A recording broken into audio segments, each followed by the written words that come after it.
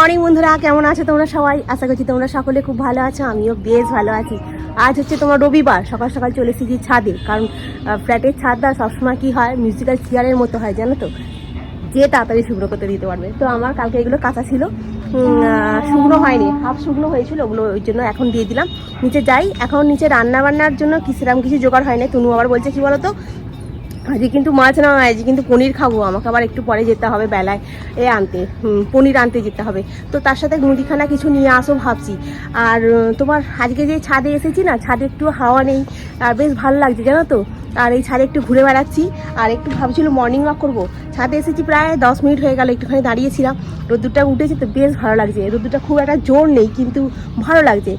ঠান্ডাটা তুলনামূলকভাবে আজকে অনেকটা কম জানো তো। তো চলো আমি একটুখানি হাঁটাহাঁটি করে নিই, তারপর নিচে যাব। নিচে গিয়ে দেখি টিফিনের কি ব্যবস্থা করি। ও তার মধ্যে আগে দোকানে যাব, দোকান থেকে ঘুরে এসে টিফিনের ব্যবস্থা করব।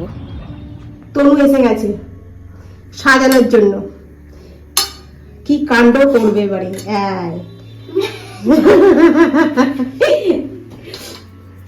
দেখুন খালি কিরাম করছে, খালি কি কাণ্ড করছে খালি, তোমরা দেখো। এই দেখো, এই হলো এগুলো সব লাপটা সেফ দেখে দেখে শিখে গেছে। ঠিক আছে, মাস্টার শেফ। দাঁড়া দাঁড়া রে দাঁড়া, চাকরি করতে হবে বলে না ওটাকে। দেখছো খালি কি কাণ্ড করছি মেয়েটা। সর তুই, সর সর না রে, রাখতে দিবি তো। গরমটা আবার ছাকা লেগে গেলে কিন্তু আমি কিছু জানি না। তুই জানিস, কে জানবে।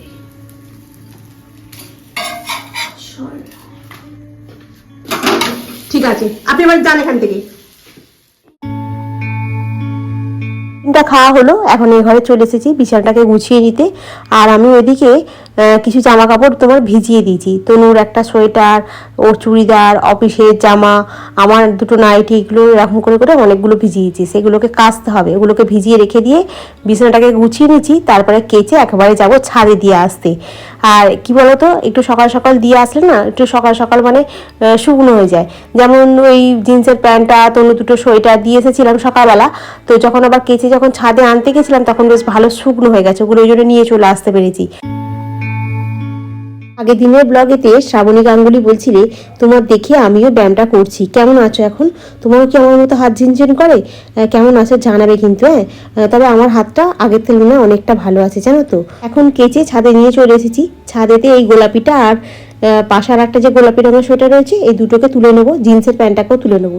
এত সুন্দর করে মেলে গুছিয়ে টান টান করে শুকনো করতে দিয়ে গেছি, বললে বিশেষ করবে না। এগুলোকে কি করেছি, জড়ো করে দিয়েছে, দিয়ে আর নিজেদের জামা কাপড়গুলো দিয়ে গেছে। এই কি ধরনের মানুষ বলো তো। আমি তো ছাদটা ফাঁকা দেখে আমি তবু এদিক ওদিক করে শুকনো করতে দিয়েছি, যাতে আমি অনেক জায়গা ফাঁকা রেখেছি, যাতে কেউ এসে দিলে সুবিধা হয়। ঠিক আছে, অনেকটা কেচেছে ভালো কথা, কিন্তু অনেক জিনিসটাতে আমি হাত দেবো কেন? এটা তো ঠিক নয় বলো। আমি কারোর জিনিসে শুকনো হয়ে গেলেও আমি হাত দিই না, আমি সাইড করে রেখে দিই। কিন্তু এখানে দেখেছি একটা মানুষকেই যে আমার জামা কাপড়গুলোকে সরিয়ে দিয়ে নিজের জামা কাপড়গুলো মেলে দিয়ে যাচ্ছে।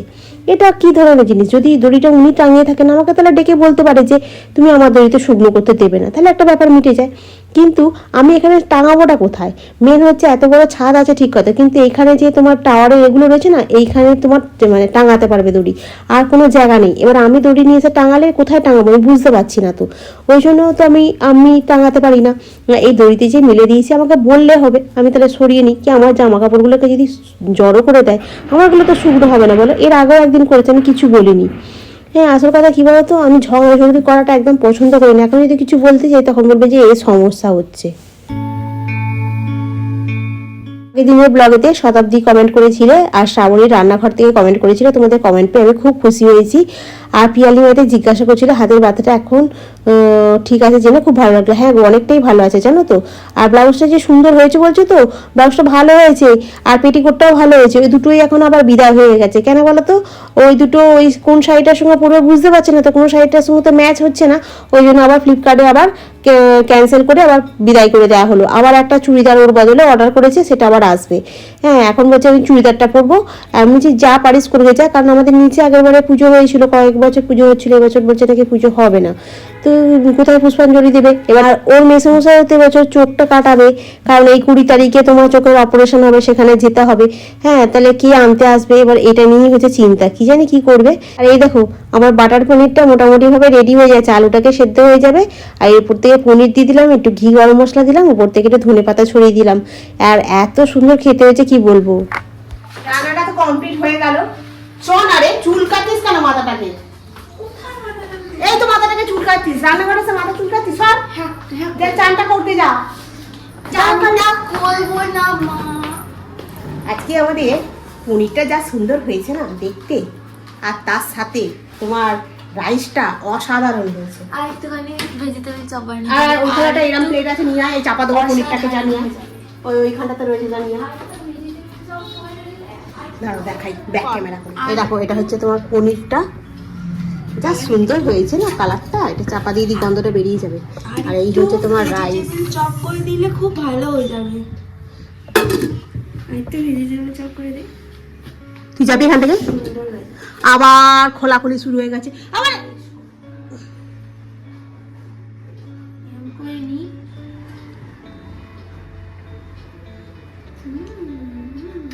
চাপাটা দিই না, গন্ধটা তো বেরিয়ে যাবে। কেমন হয়েছে? ভালো হয়েছে। শুধু ভালো হয়েছে? ঠিক আছে, আর একটু ভেজিটেবল চপ করে দিবি। ঠিক আছে, আপনি চানটা করুন এবারে। একটুখানি আর খাস নি, আবার এটা কি খাচ্ছিস? এটা দিয়ে খেয়ে দেখুন। আরে এরকম করে খাস নি বাবাই, একটা পনির গালের দে তাহলে। কি হবে আমাদের? আবার দেখো খালি কিরাম করছে কাণ্ড, দেখো খালি, দেখো খালি, দেখছো খালি কিরাম করছে, দেখো। আগেকার দিনে লোকেরা বলতো এরকম তুলে খেলে সেটাকে মেয়েদেরকে খেতে নেই, এরম বলতো। হ্যাঁ, কি কাণ্ড করছি রে, এরা ঠাকুরের প্রসাদ খাচ্ছে। এইরকম করে, এইরকম করে সব সময়ের জন্য। চানটা কর না, গরম জল তো হয়ে গেছে।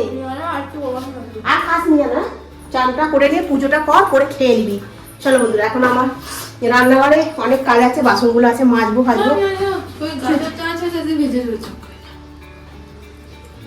ভেজিটেবল চপের তেল নেই না, না ও তো তেল নেই, ওটা তো এখনো এতগুলো দিন চলবে, আমার কাছে পয়সাও নেই।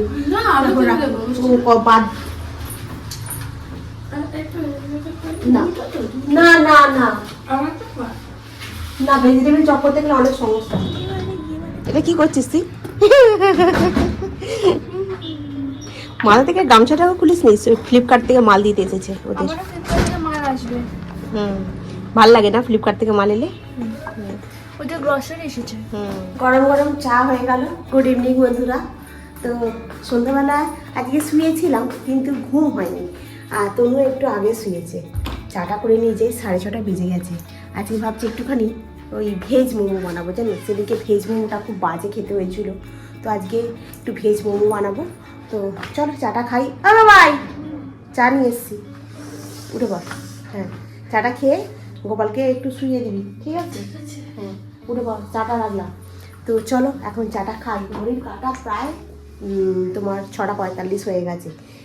আর জিজ্ঞাসা করছিলে বন্ধুরা যে আমার হাতটা এখন মানে আগের থেকে কেমন আছে, তবে এক্সারসাইজটা করে অনেকটা বেটার আছে, জানো তো। আগে যেমন একদম মানে সে কী বলবো, হাতেরটা এরম রাখলে না ঘুমাতে পারছিলাম না, সেই জিনিসটা হচ্ছে না। কিন্তু সকালবেলা ঘুম থেকে উঠলে হাতটা এখনও একটু ঝিনঝিন করছে, তবে অনেকটা বেটার মানে আগের থেকে। তো চলো, বিশেষ আমার এই হাতটা, জানো তো, এই হাতটাতে আমার নার্ভের প্রবলেম হয়ে গেছে। হ্যাঁ, ফুচকা, এই তাই তো ফুচকা খাবো বললাম, ঘুমিয়ে পড়লি যে। যা, তাহলে কি খাবি, ফুচকা খাবি না মোমো খাবি? দুটো কি করে হবে, দুটো খাওয়া যাবে না। দুটো খেতে পারবি না একসঙ্গে, পেটটা পুরো ফুল হয়ে যাবে। বলো বন্ধুরা, মোমো করে দিই আজকে। তেঁতুলে তো সবই নিয়েছিলাম, ছোলা মটর সবই ভেজানো আছে, তাহলে আলু সেদ্ধ করলেই মোমো এই ফুচকা হয়ে যাবে। আর ওটাকে এয়ার ফ্রাইতে ঢুকিয়ে দেবো, ফুচকাটাকে এয়ার ফ্রাইতে ঢুকিয়ে দেবো। ঠিক আছে, আলু সেদ্ধ করে তাহলে মেখে ফেলি। হ্যাঁ, ফুচকা চা দিয়ে খাবো, বিস্কুটটা চা দিয়ে ফুচকাটাকে খেয়ে নেবো।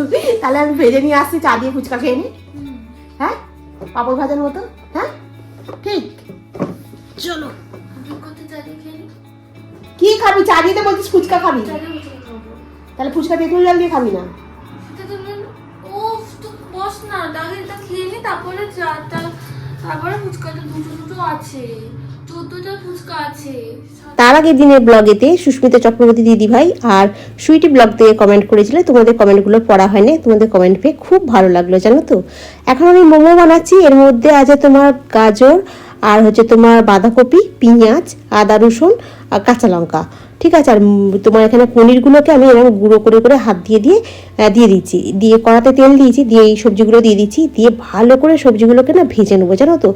এতটাই ভালো করে ভাজবো যে সবজির যে কাঁচা গন্ধটা ওটা যেন আর না ছাড়ে। আর তোমার বাঁধাকপি থেকে একটা হালকা জল থাকে না, ওই জলটা পুরোপুরিভাবে মানে ভাজতে ভাজতে শুকনো হয়ে যাবে। তবে হ্যাঁ, গ্যাসের ফ্লেম কিন্তু কমাবো না, গ্যাসের ফ্লেম কমালে এটা জল বেরিয়ে যাবে, তখন কিন্তু বাজে খেতে হবে। আর এই দেখেছো কালারটা কি সুন্দর হয়েছে। আর এর মধ্যে একটু সোয়া সস দিয়েছি, সামান্য একটু ভিনিগার দিয়েছি, যাতে ওই সবজির মানে বিচ্ছির একটা গন্ধ থাকে না, ভাজার পরেও যদি কোনো গন্ধটা ছাড়ছে তাহলে একটুখানি ভিনিগার দিয়ে দিতে হবে, তাহলে আর ওই গন্ধটা ছাড়বে না। দিয়ে ময়দাটা আমি যেমনভাবে মেখে নিয়েছি, নিয়েই একটা একটা করে পুরো করে নিলাম। হয়ে গেছে মোমোগুলো রেডি করা। এবার এর মধ্যে 20 মিনিট দিয়ে দেবো, ব্যাস, তাহলেই তোমার মোমোগুলো একদম ভালোভাবে স্টিম হয়ে যাবে। আর আমরা সবসময় মোমো না স্টু, আমার চিকেন স্টু ছাড়া আমার এমনি স্টু একদম ভালো লাগে না খেতে। একবার খেয়ে তো দেখ। এখন আজকে আর হবে না বাবাই, এটা এক্ষুনি 20 মিনিট লাগে করতে। আর এটা খেয়ে দেখলাম ভালোই হয়েছে, বল খারাপ লাগছে না খেতে, খুব সুন্দর লাগছে। সবজি বলে যে এ হবে তা নয় কিন্তু, যে ভেজ মোমো বলেই যে খারাপ খেতে হবে এটা আবার একটু অন্যরকম করে করেছি। ব্যাঙের বাচ্চার মতো হয়েছে। একটু ঠিকঠাক ভাবে দেয়, ঠিকঠাক স্টিম হবে না, সব স্টিম হয়ে যাবে। এটা এত বড় জায়গাটা কিনেছি কেন? তোর তো যেদিনকে কিনেছিলাম খুব আনন্দ হয়েছিল। ব্যাস হয়ে গেল, চল। হয়ে গেল। কি হলো আবার? এদিকে এখানটা রাখ, আবার এদিক থেকে ওদিক করছে। আরে চাপা দেবো তো, সর। ও তুই খালি না মানে ডিস্টার্ব করিস। কিছু ডিস্টার্ব করি না, ব্যাস এই জোর গ্যাসে 20 থেকে 25 মিনিট রাখলে কাম তামাম। চলো আমি একটু বসি, এবারে অনেকক্ষণ ধরে দাঁড়িয়ে আছি। 8:46 বাজে, পাক্কা 9টা হবে, হয়ে যাবে। এই যে আপনার ডেস্টিনেশন এই ঘরটায়। চলো আমি এবারে বসি। বাবারে, এটা নিয়ে খেতে বসে পড়েছি। চিকেন মোমোটা, এই চিকেন মোমো বলছি, তোমার ভেজ মোমোটা রেডি। তুমি এখানে ঘোরাফেরা করছি, বলছে এ কটা মোমো দিয়ে টেস্ট করে দেখাবে বন্ধুদেরকে, কারণ অলরেডি একবার তোমার ফেসবুকের জন্য মোমোটা রেডি করেছি, করে এক কামড় খেয়ে দেখাচ্ছি, আবার তোমাদের জন্য এক কামড় খেয়ে দেখাচ্ছি, বলে তোমার থেকে 2টো বাদ। ভেবেছি সুন্দর হয়েছে, খেতে আমার বন্ধুরা আর খাবো না, একটাই খেয়েছি। ওরা এসে এখন বগরা বগরি করবে, বগরা বগরি করার পর তারপরে তুমি খেতে পারবে। বগরা বগরি করে নিই। হ্যাঁ, তনু এসে গেছে বগরা বগরি করার জন্য। এবারে তনুর হচ্ছে একটা বেশি না 2টো কম, বলতো না সমান সমান ইকুয়াল ইকুয়াল হবে। হুম, নাকি 2টো বেশি 4টে কম। খাওয়া দাওয়াটা হলো। মোমোটা তৈরি করতে অনেকক্ষণ সময় লাগে, কিন্তু খেতে বেশিক্ষণ সময় লাগে না, খালি কষ্ট করে করতে সময় লাগে। দাঁড়িয়ে দাঁড়িয়ে পুর তৈরি করতে, একটা একটা করে মোমোর মধ্যে পুর ভরো, হ্যাঁ এই সমস্ত করে অনেকটা সময় লাগে, কিন্তু খেতে 10টা মিনিটও সময় লাগে না। টপটপ টপটপ টপটপ শেষ, 2-3 মিনিটের মধ্যে শেষ। এবার তারপর বাসন মাজো, 1 গ্লাস বাসন, চায়ের বাসন, মোমোর বাসন, খাওয়ার বাসন, 1 গ্লাস মানে বাসন মাজা হয়ে গেল।